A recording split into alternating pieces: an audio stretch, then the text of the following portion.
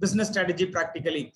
How you can make a strategy. Strategy is all about getting a superior performance for your company continuously, consistently. How you can attain superior performance, and that is where you can attain your competitive advantage, where you can outperform your competitors. That's the purpose we are assembled here. And we talk so much in the class, but we thought an eminent person from a corporate who has academic background will be adding value to our efforts here, especially the first year MBA students who can start learning from a practitioner, and also the second years. Few of you are here, you can learn practically how you can create strategy as you are learning the subject. We have the eminent person, Professor. Earlier we were working together in Olympia Business School. We have Dr. Thomos Ooi is with us, the Solutions and Enabling Director of Intel Corporation, who has started his career in Intel like 15 years back. He has grown in the ladder for 15 years and now he's holding a top position in Intel Corporation, and who also has his doctorate in management, where his focus was more in leadership. We admire to see those days like 10-15 years before his doctorate articles. I was reading it, whether the leader's action matters or the leadership matter. I still remember those the statements. I can't forget when he was talking to me or sharing with me. That was a good learning for me from you, Dr. Thomas. Yeah. So with that small note introduction, and we invite Dr. Thomos Ooi, our good friend and ex-colleague, and to take over this session and facilitate here. A person who wants to contribute to the community, especially to the youth. That's why he has come forward with his even work schedule, busy work schedule, and he wanted to share with you guys here. I hope you will make use of his presence today. I leave it to Dr. Thomos Ooi, the Director of Intel Corporation, Penang, Malaysia. To you, Doctor. Yeah. Thank you, Dr. Sundar. So let me just start to share my slides, and then we can go from here, right? Yes, please, sir. Yeah. Okay. Yeah. Let me. It's visible, sir. It's visible very much. Yes. Okay. All right. So I wanted to start by introducing these sessions, right? This is your learning in strategy. The thing is, I'm not going to teach you in details, what the strategy is, but I'm going to put together what you're going to learn in your MBA later, so that you can actually, identify with why you are learning certain tools and techniques in, creating a strategy, right? And very important for all of us, in my career as academicians, I've taught many students. Majority of the student thinks, subjects about strategy, management, marketing, is a common sense, right? But today I'm going to share with you that, it is not common sense, right? Because if you do not know about how to create a strategy, actually you are only basing your strategy on your creativity. Today you're struck with something and you got one idea and you think that's a strategy. That is why, there's a lot of pitfall in the strategy. And a lot of people always tell us, there's no right and wrong in the strategy. But I can tell you very clearly that there is a right and wrong in the strategy, right? Strategy that is based on your creativity and not tested is a wrong strategy. Right. If you are looking at your strategy from a perspective that, you wake up from a nap and suddenly some idea hit you, and then you start to say that, oh, okay, I'm going to do this for my company. This is the great strategy of my company. That's wrong. That's your creativity.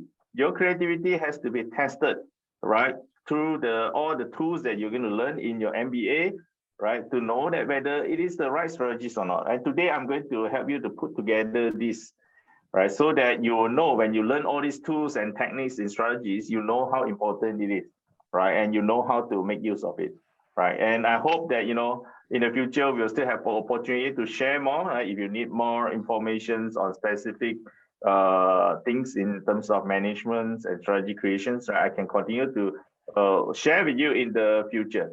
But today, what I'm going to do is to catch your attentions on why you are learning the MBA and why you are doing the strategies, right? So, but before I start, today's sessions, right? So I have a few questions to that I have to get your response, right? You don't have to respond to me on the screen, but you know what I want you to do is you put on your own paper, you write down if yes to the questions, you answer yes, you add 1 point to yourself, right? If you answer no, then you don't have to do anything, right? So I'm going to ask you 5 questions.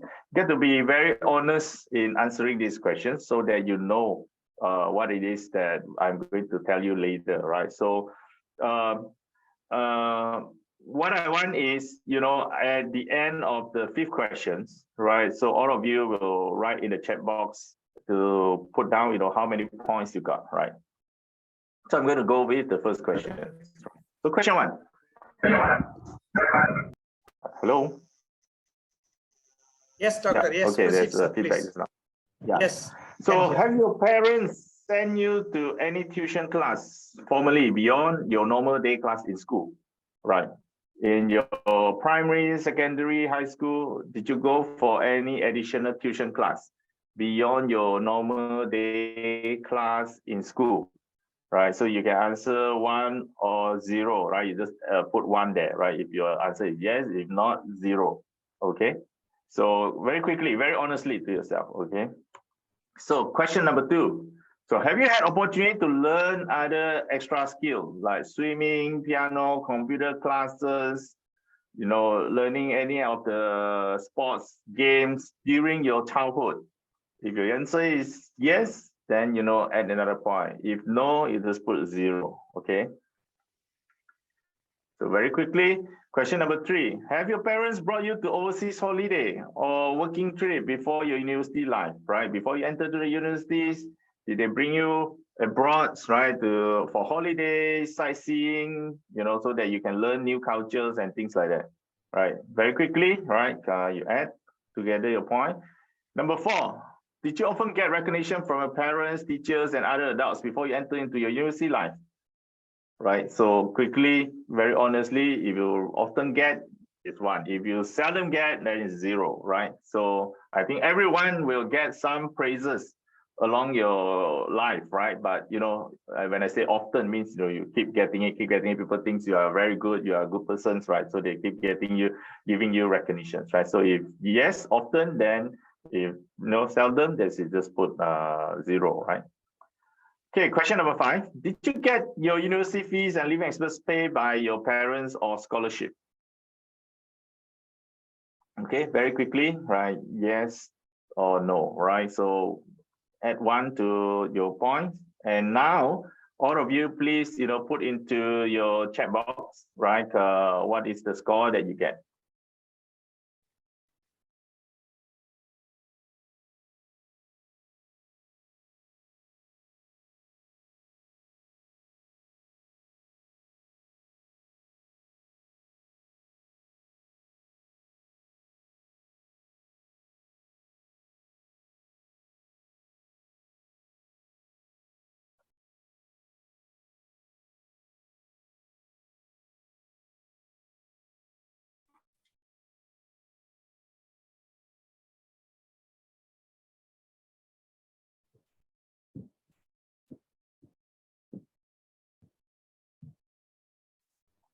So quickly, right? So put your score in. Don't be shy, right? So nobody knows which question you did not get, right? So you just put the score in.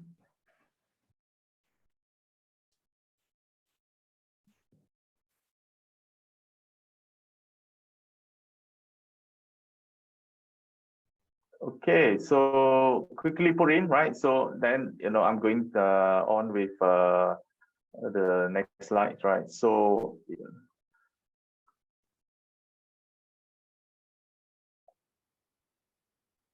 okay, if you answer yes to all the 5 questions, so congratulations, right?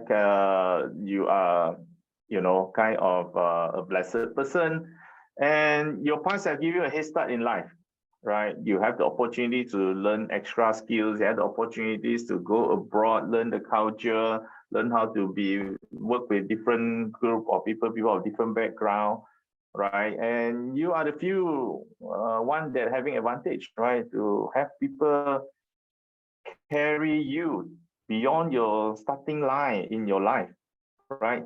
So if you are the person who is having all the answer yes, congratulations, right?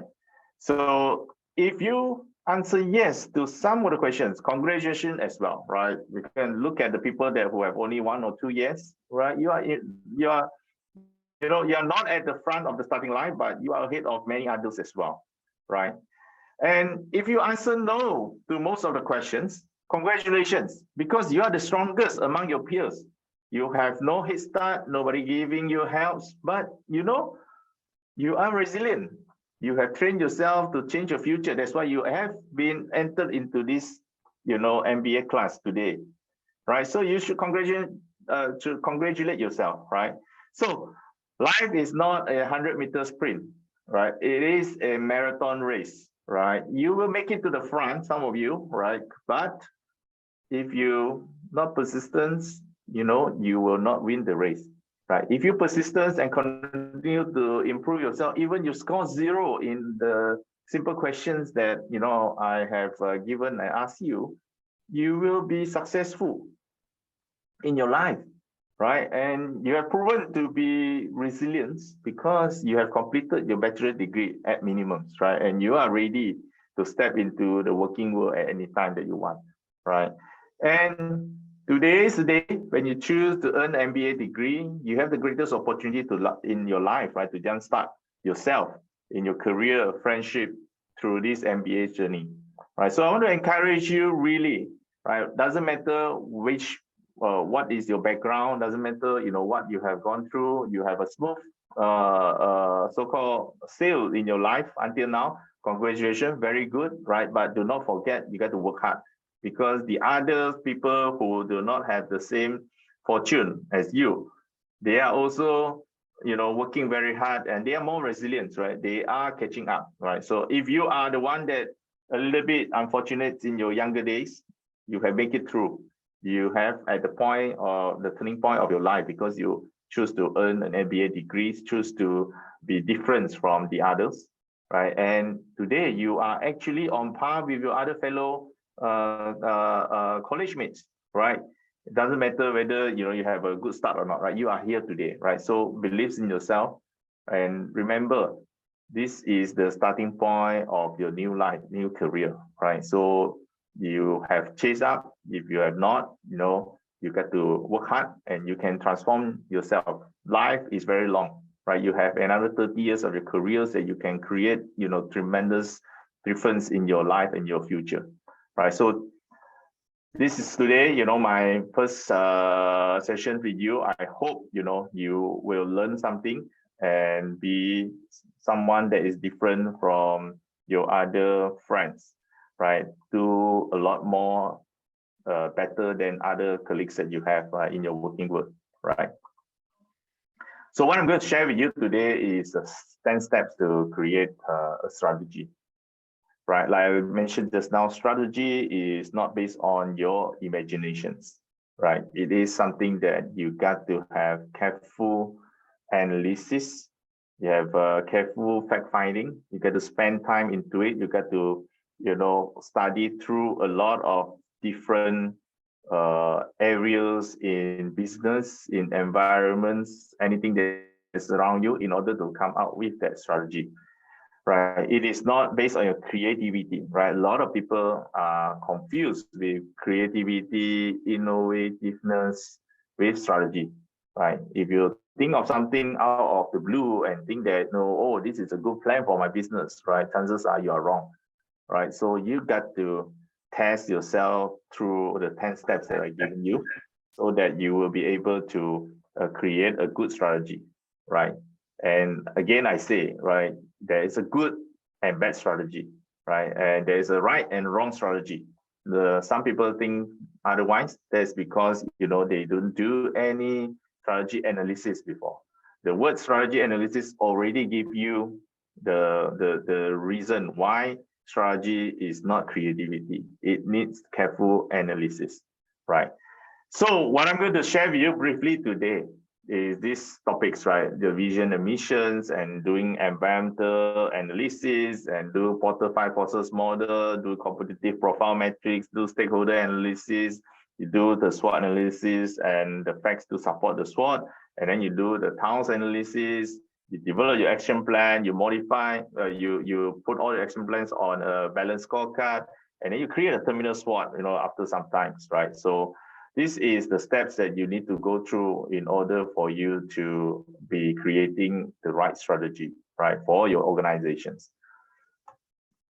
So first, on the visions and mission, right? Oftentimes you have already heard about vision, missions, and the core values of the organizations, right? So every organization needs to have a vision, right? So visions is important because you know what you are going forward with, right? You know what you are targeting with, right? So in this example, I use healthcare providers that I have actually providing consultancy to many years ago, right? So this is what they think, who they want to be. Vision is really, you talk about who you want to be, right? And then the mission, right? So mission is what you have in your heart, right, to provide to your stakeholders, right? So missions is an action-oriented stuff. Vision is a noun, right? Vision is about, how you see your future, who you want to be. Missions is what you're going to do, right, to help, your stakeholders. And then there's these core values of your organizations, right? So you may want to jot down this, right? Visions and mission is a must because it's going to guide your corporate directions, right? And then you have core value, and you will have, your objectives of the companies, right? So what you're going to do in your companies, right? So three key things. Make sure that your strategy development leader must align to the vision and the missions. And if you have the objectives that you have laid out, then you have to align to your objectives as well. So this is the number one things that you need to remember. Before you start anything, build your visions and build the missions for your organization first. Okay.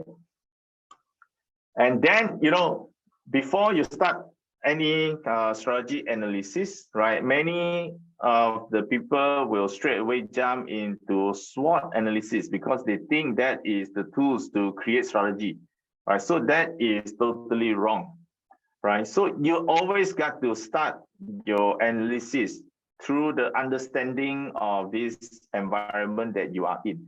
The environment analysis is talking about the macro environments that is happening in your world today, right? So it can be, if you are doing a international business, chances are you really need to put into considerations a lot of the internationals happening, all the events that is happening around the globe. You have to do it. If you are doing a small business and you're only, serving a very, local setting, then, chances are you do not need to have that big environment analysis cover the globes, right? Cover the whole world, right? But as far as you can, you should build the environmental analysis, looking at the happenings in the whole world, right, globally, right? So how do you do that, right? So typically, we will use the pest analysis to kind of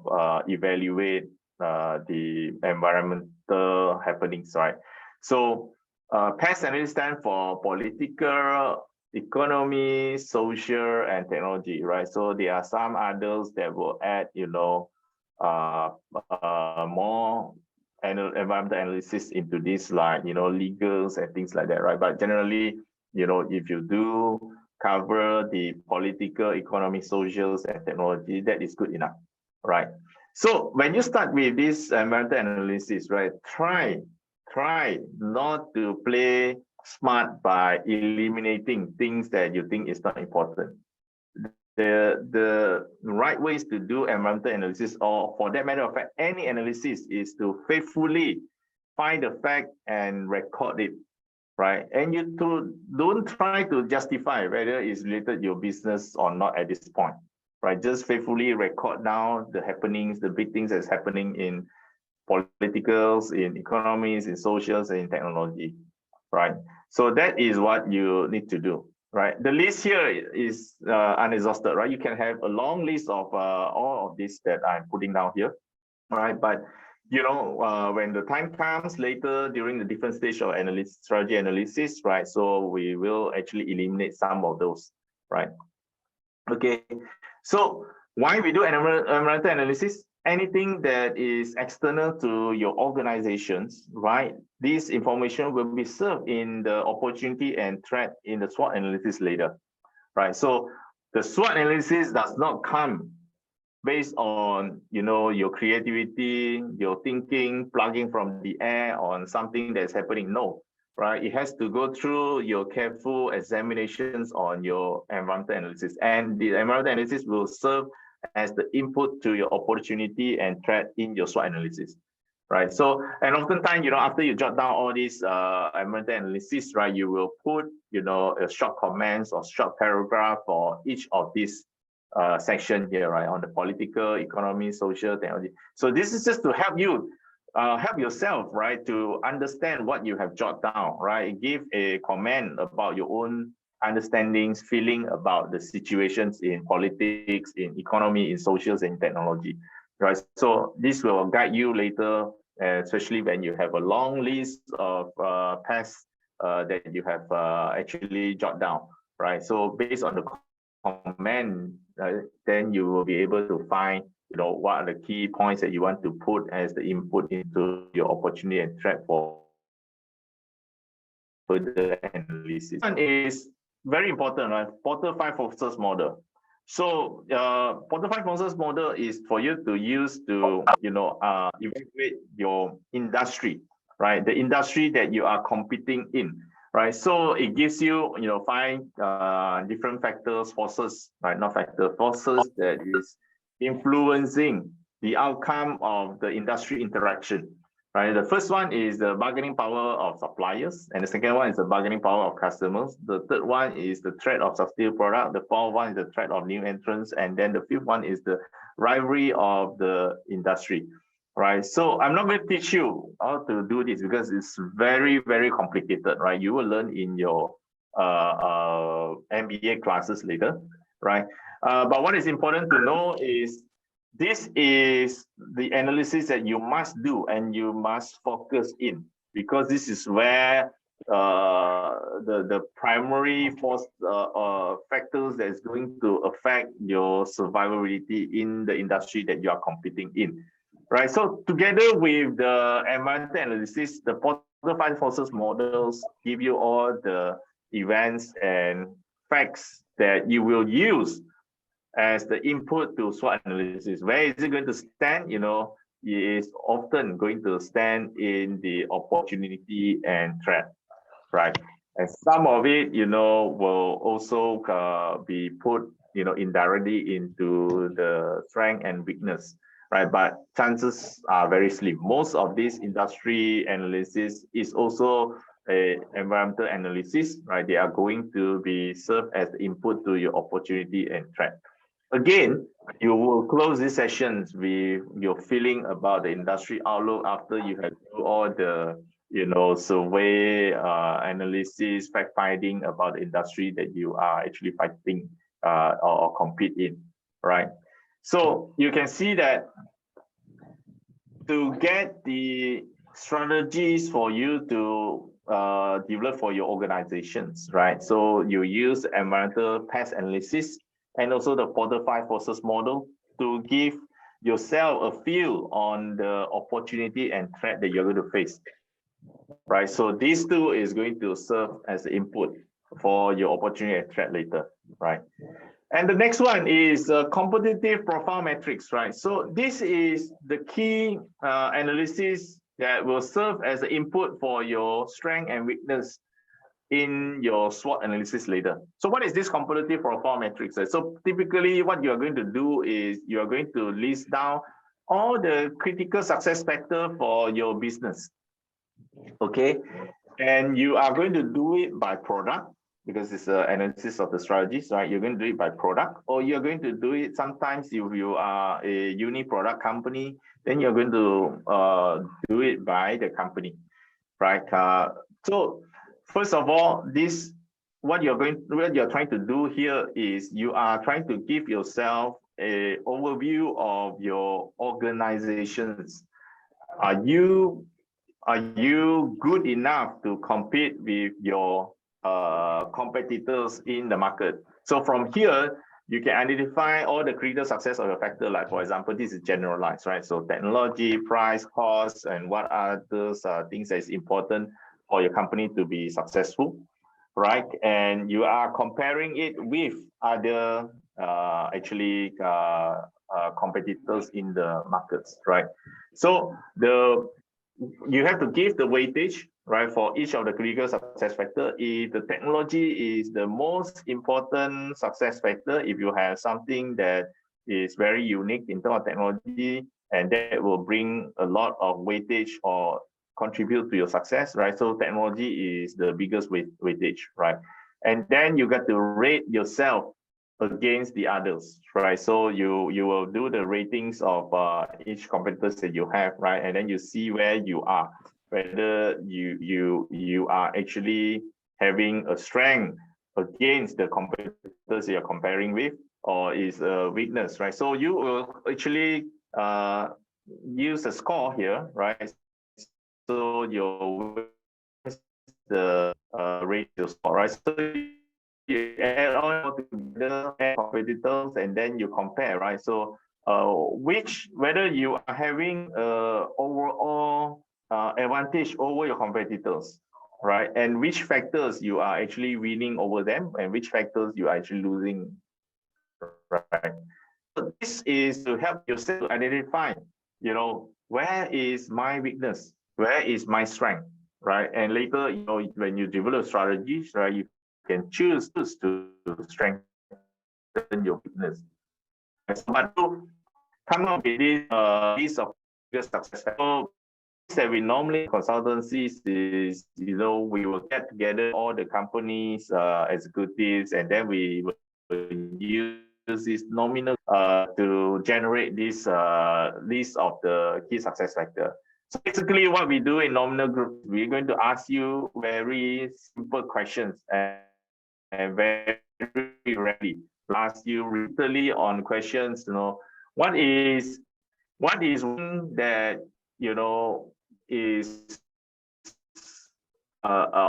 standing out against a competitor. Then, all the executives will start jotting down what is this, right? And then we will come back again, or ask the same question. Every time, we give them like 10, 15 seconds, ask them the same question until everyone cannot give us any new answer anymore, right? So then we'll group together, then we will see, all those items that they jot down, and then we will classify them and then create it as a list of the critical success. Sorry, doctor. Yes. The slide's not moving, doctor. Not moving? Yeah.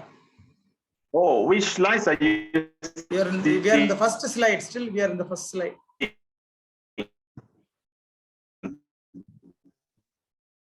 Okay. So let me stop sharing and I will share again.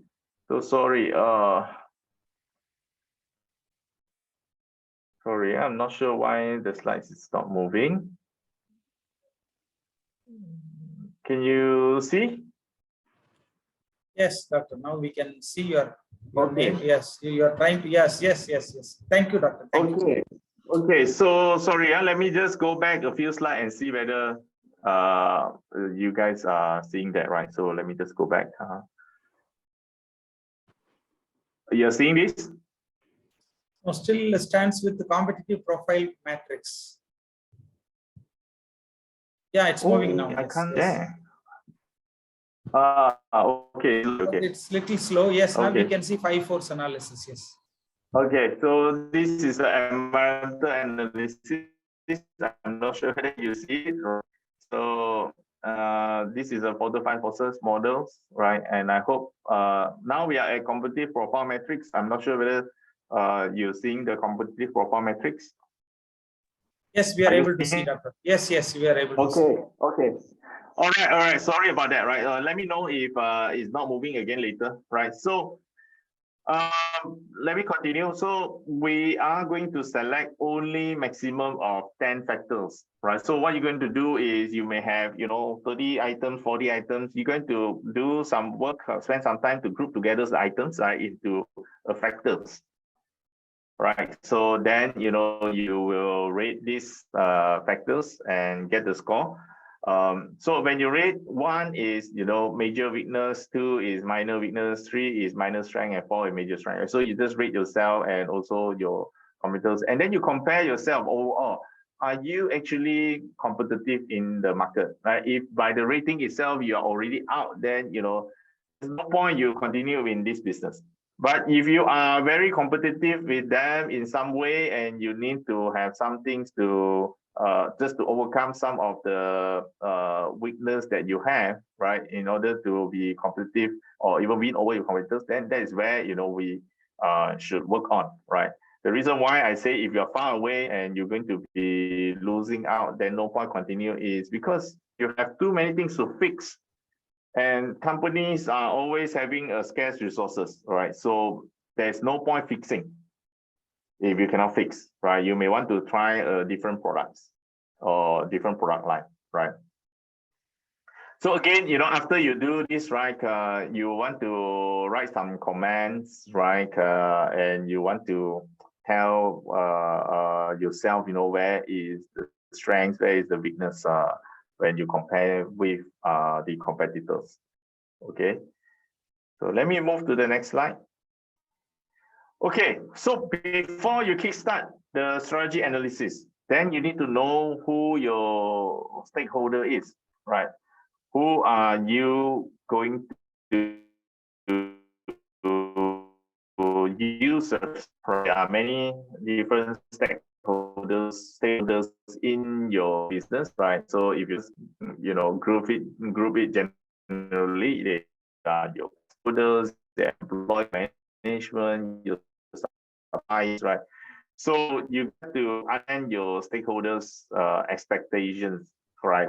And what they want from you, right? And what is their power to influence your organization, right? So each of these stakeholders, you are going to list them down, and then you're going to write down their expectations and their power to influence you, right? And then at the end, what you're trying to do is you make sure that your strategies and your action plan later will be actually addressing their expectations, and you're actually making sure that they will not use, if strategies and action plan later meeting their expectations, they will use their power to support you, right, and not to against you. Okay, so after this stakeholder analysis, this is where we are going into the first step of so-called the strategy creation.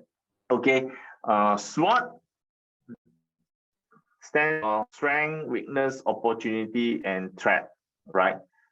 So you can actually divide this SWOT analysis into 2 parts. So the internal factors, in the external factors. What you're going to do right now, you are going to use all the information that you have gathered from past, from Porter 5 forces model, and you're going to give a ranking to all of these items, right, into this SWOT analysis itself.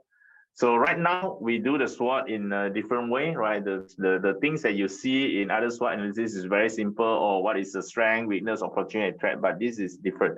This is where you're going to do your analysis, and we are dividing this into 2 parts. One is called internal factor evaluation, and one is called external factor evaluation. So if you recall, just now we mentioned that the PASS and also the Porter 5 forces model is where you're going to bring in all the external factors that is influencing your organizations and product success, right? So they are going to be fixed into the opportunities and threat, right? And the CPM, which give you all your internal evaluations outcome, right? So those factors that you get from CPMs, you are going to fill it up in the strength and the weakness, right? Again, in any of the strategy analysis, if you need to do an objective factorings, right? So you always have the weightage, the most impact for you, right? And then you have ratings where you want to, score yourself against the factors, and then you have the score, and the score is what we want.